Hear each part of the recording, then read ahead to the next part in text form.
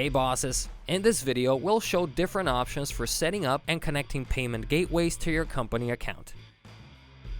First, go to the Other Settings section and click on Payment Settings.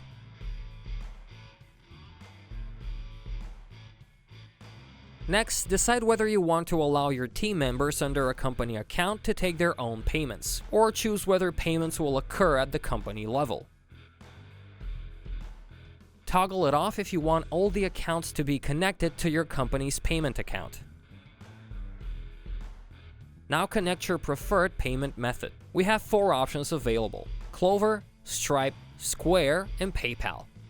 Please note that Book Like a Boss doesn't charge you any fees or accepting payments, but the payment processors themselves, like Stripe or PayPal, may charge a fee for processing. Be sure to check out those fees on each of their websites as they change from time to time.